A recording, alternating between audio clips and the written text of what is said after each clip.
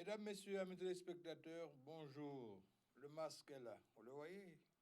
Il ne me quitte jamais. Alors, je vous conseille de le porter infiniment, disons. Aujourd'hui, nous allons parler de hipisme. Vous vous posez la question, Monsieur Montpierre n'est pas un jockey, pourquoi il va parler de hipisme? Pourquoi je parle d'hipisme aujourd'hui? C'est parce que nous allons avoir bientôt le Grand Prix. Quel Grand Prix? Le Grand Prix du Conseil régional. Je ne parle pas du Conseil général parce que c'est un prix qui est un petit peu dont les conditions sont différentes. Alors nous allons parler aujourd'hui du Grand Prix du Conseil régional. Eh bien, vous savez, il y a plusieurs formes de course, comme on dit. Il y a la course au galop, placatac, placatac, placatac, tout le monde au galop.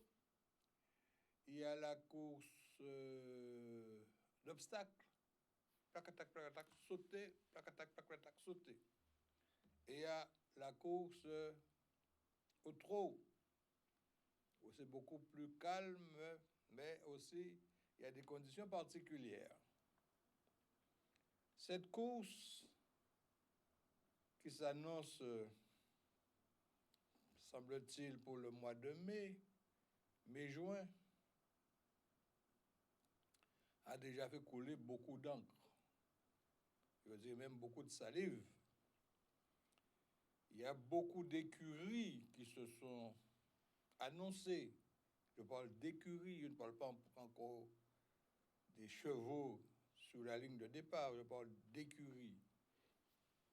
Ce sont les partis, les écuries sont les partis politiques, les réflexions, comités de ceci, comités de cela, qui se préparent et qui affûtent leurs armes. Vous savez, dans les compétitions hippiques, il y a des cracks, il y a des tocards, il y a des challengers, il y a des outsiders, on trouve un petit peu de tout. Et nous constatons qu'il y a déjà beaucoup de, disons, postulants qui se sont déjà lancés dans la course. Mais la course hippique, ça demande de l'endurance et ça demande aussi beaucoup de technique. Si vous faites une course d'obstacles, bien sûr, les chevaux ont tous de bons jarrets, mais il faut aussi bien savoir sauter les obstacles. Et souvent, les favoris ne sont pas à l'arrivée puisqu'ils peuvent avoir une chute individuelle ou collective et un tocard passe devant tout le monde et gagne. Ça arrive, on l'a déjà vu. Moi, je ne suis pas un commentateur hippique, mais je me réfère à ce qu'a dit M. Ferger de RCI, qui semble être un bon outsider hippique, un bon commentateur hippique, et qui donne de bons chiffres pour avoir étudié les chevaux qui prennent le départ.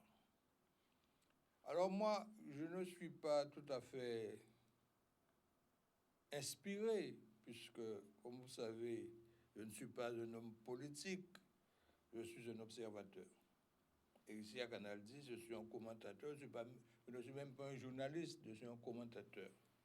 Je viens apporter, dans le cadre de cette émission, le Forum libéral, quelques observations que je suis amené à faire à droite à gauche et vous faire partager ce que moi j'ai vu. Et peut-être qu'on peut se trouver dans la même disposition. Et vous pourriez me donner raison des fois, me donner tort, souvent, probablement, puisque, comme vous l'avez dit, je ne mets pas de l'eau dans ma bouche pour dire ce que j'ai à dire. Et c'est ce que je vais faire aujourd'hui avec vous. Alors, les écuries s'apprêtent. Il y a même certains qui ont déjà pris le départ. Mais comme je vous l'ai dit tout à l'heure, c'est une course d'endurance, la compétition électorale. Et j'ai lu dans un article publié par Nouvelle Semaine, signé de M. Dancal, que Éric Jalton montre ses muscles. Mais Dancal fait une erreur. Éric Jalton n'a jamais cessé de montrer ses muscles. Depuis le début de la campagne municipale, Éric Jalton a dit ce qu'il allait faire. Et comme c'est un monsieur qui fait ce qu'il dit qu'il va faire, il avait dit qu'il allait gagner, il a gagné. Bien entendu, Éric Jalton n'est pas seul. Il y a beaucoup de gens autour de Jalton, beaucoup de gens qui le conseillent, beaucoup de gens qui lui apportent des informations. Moi, personnellement, je travaille avec Éric Jalton. Je ne suis pas un conseiller municipal, je ne suis pas payé par la mairie des Abîmes. Éric Jalton se trouve un proche, très proche, parce que mon père, Ruffin Montpierre, décédé, était un ami inséparable de Frédéric Jalton, également décédé. Et quand mon père me parlait de Frédéric Jalton, il ne me parlait jamais de Frédéric, il me disait Robert a dit. Robert a dit, Robert qu'a fait, Robert a dit ceci, Robert qui fait tel butin. Robert. Alors c'est pour vous dire à quel point ils étaient intimes, parce que peu de gens savent que le prénom caché de Frédéric Jalton, c'était Robert. En tout cas, Éric Jalton et moi-même, nous ne sommes pas, comme on dit, des inséparables, mais nous nous entretenons de temps en temps de choses qui se passent. Et comme je vous l'ai déjà dit, en 2008, j'étais à Bruxelles, au service de Jacques Delors, et dans son directeur de cabinet, M. Pascal Lamy.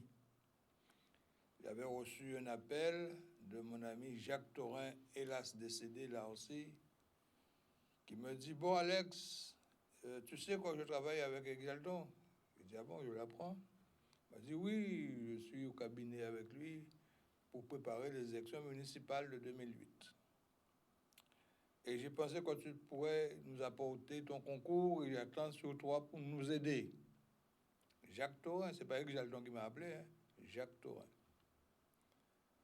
Alors je dis à Jacques, effectivement, je suis très occupé actuellement puisque nous sommes en train de faire des travaux très importants pour l'élargissement de l'Union européenne.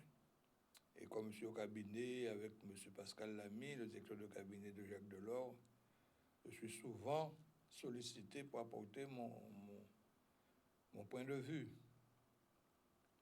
Et je vous donne une information, bon, ça reste entre nous, bien entendu. Un jour, M. Delors réunit les 12, c'était à l'époque nous étions 12 États, et avant une réunion plénière qui devait se tenir, il dit en préambule à ses amis, je vais vous présenter quelqu'un qui collabore avec moi, et c'est la personne qui peut vous faire une synthèse en 5 minutes. Alors, bien entendu, je suis là, caché dans l'ombre, je ne prends pas la parole. Et voilà que M. Pascal Lamy dit, mon collaborateur, Alex Montpierre, c'est de lui que je vous parle. Vous lui présentez les dossiers, il les examine et vous faire une synthèse en 5 minutes. Voilà. Et c'est pourquoi j'ai travaillé pendant 4 ans aux côtés de Jacques Delors et de Pascal Lamy à Bruxelles. J'étais membre du conseil parlementaire, le Conseil européen d'information parlementaire, et c'est à ce titre-là que j'apportais ma contribution. Tout ça pour vous dire que Éric Jalton me rappelle Jacques Delors. Jacques Delors, président de l'Union européenne à l'époque, est pressenti pour être président de la République française. Tout le monde le voit gagner les élections. Bien entendu, les chiffres sont là, les pronostics vont bon train. Et M. Delors me dit un jour, mon Pierre, si je vais à l'Élysée, je souhaite que vous veniez avec moi pour être responsable des problèmes de l'outre-mer. J'ai dit oui. Il dit oui, sachant que j'ai des capacités pour être un conseiller. Au fur et à mesure que les choses avancent, Pascal Lamy me dit, c'est pas certain que M. Delors aille aux élections. Parce que M. Pascal Lamy, c'était quand même, à l'époque,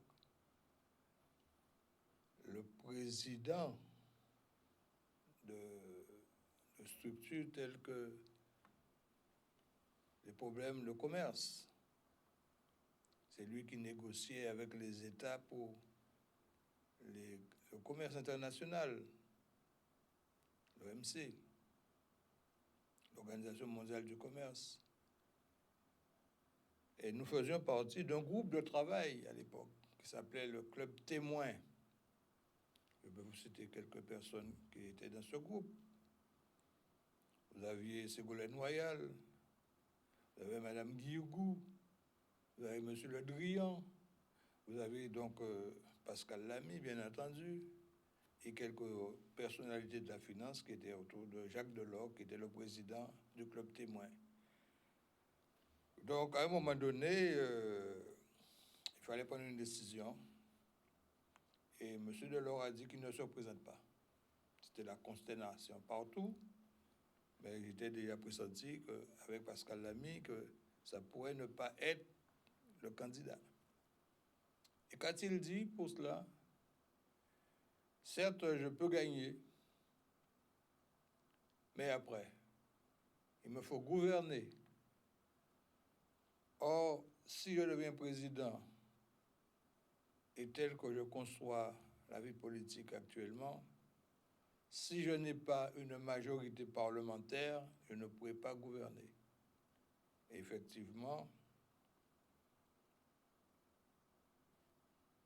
il n'y avait pas une possibilité pour que la gauche gagne les élections législatives. Il avait bien compris, et c'est ainsi qu'il ne s'est pas présenté. Et qu'a-t-on vu par la suite? Jacques Chirac est devenu président de la République. Parce qu'il était déjà inspiré sur la température de l'électorat. Il avait bien compris qu'il gagnera individuellement, mais ensuite collectivement, il n'aurait pas de victoire. Et il ne s'est pas présenté. Et c'est un peu ce que me fait penser Éric Jalton. Tout le monde prétend que Éric Jalton peut être président de région. Certes, il a les capacités physiques et intellectuelles. D'ailleurs, M. Dankal a fait sa photo avec tous ses muscles déployés. Un montage, hein? Ce n'est qu'un montage, je vous assure. Mais il se pose la question, je deviens président, mais avec qui? Qui gouvernera la région à mes côtés? C'est là toute la question. Et Éric Jalton ne s'est jamais prononcé. Ce sont les gens qui parlent pour lui, qui prétendent qu'il soit candidat, qu'il va gagner, mais Éric Jalton n'a jamais dit qu'il est candidat nulle part.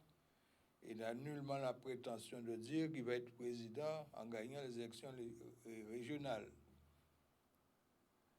Mais c'est le peuple qui décide. Et Éric Jalton le sait. Aux Abîmes, il a démontré que la population abîmienne l'a encensé. Plus de 70% de voix, on ne trouve pas ça sous les sabots d'un cheval, ça. Eh bien, Éric Jalton est là tranquillement, il n'a jamais dit qu'il soit candidat. Mais comme Jacques Delors, c'est un homme de réflexion et je suis persuadé qu'il va se prononcer très officiellement pour dire ce qu'il fera. Bien entendu, il y a des noms qui sont avancés. Et comme je l'ai annoncé que c'est une course de longue endurance, il y a beaucoup de gens qui ont déjà pris le départ. Ah oui, on peut citer quelques partis politiques qui sont déjà bien sur la ligne de départ. Il y en a d'autres qui continuent à soigner les chevaux, à leur donner du bon foin, à donner des bons médicaments pour que le jour du départ, ils soient bien en forme pour la course.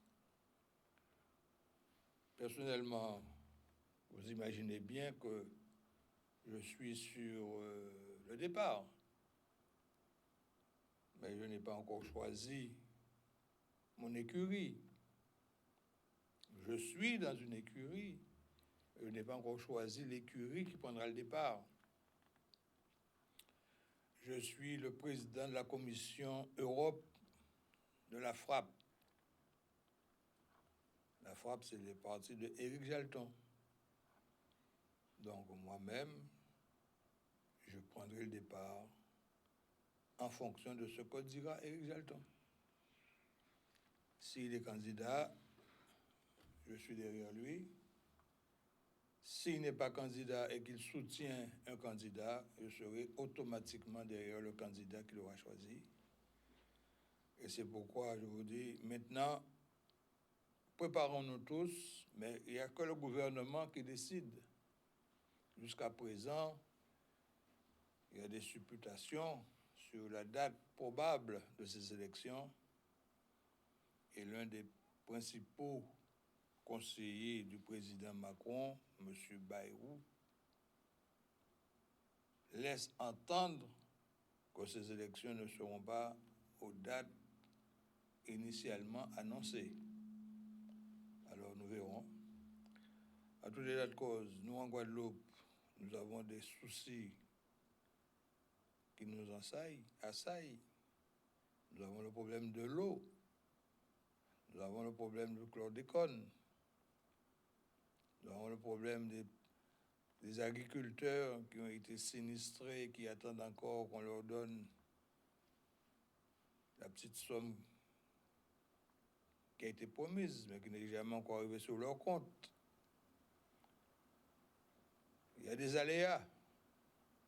Et vous savez, une élection, quoi qu'elle soit, quelle qu'elle soit, a toujours des aléas. Je me rappelle mon ami Lurel, en 2015, il se croyait président, renouvelé. Il avait, bien entendu, réuni beaucoup de personnes autour de lui, beaucoup de chefs d'édilité. Mais ce ne sont pas les chefs d'édilité qui élisent, ce sont les électeurs qui élisent les gens. Vous pouvez être un très grand maire qui a des résultats, mais dans votre commune, mais à côté, vous avez d'autres personnes qui vous contestent et qui vous surveillent. Et c'est ce qui est arrivé à Lurel en 2015 et que monsieur le président en exercice a gagné. On ne le voyait pas gagnant, mais c'est lui qui a gagné. Alors, tout ça pour vous dire, mesdames, messieurs, que nous allons entrer dans une période tourmentée. Mais il y a le fléau, là, le Covid. Est-ce qu'on va passer outre à ces recommandations qui prétendent qu'il ne faut pas se réunir à plus de 6 personnes, mais une campagne électorale, quand vous faites la campagne, il y a plus de 6 personnes, hein? Alors, nous restons, comme dirait l'autre, véatifs. Et il y a toujours, dans ces élections, des inconnus. Rappelez-vous, Ibo Simon. Qui pensait que Ibo Simon allait obtenir des sièges à l'élection régionale?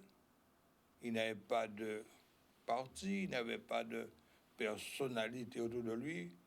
Et finalement, il a eu 2 sièges. Et c'est avec ces 2 sièges-là que Félix Poto a quand même pu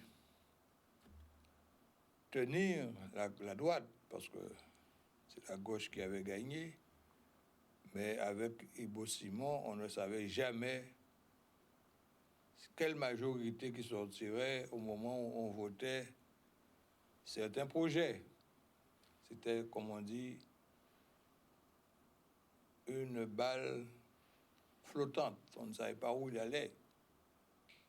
Et c'est ainsi que nous pouvons penser que nous sommes devant l'inconnu, l'incertitude totale. Restons calmes, restons vigilants. Et bien entendu, à cette antenne, je apporterai toujours mon point de vue. D'ici là, mesdames, messieurs, prudence sur les routes, le masque, respecter les consignes préconisées par la préfecture. Et je vous donne rendez-vous à samedi prochain, en espérant vous retrouver en bonne santé dans le cadre du Forum libéral. Bon week-end à vous tous et à samedi.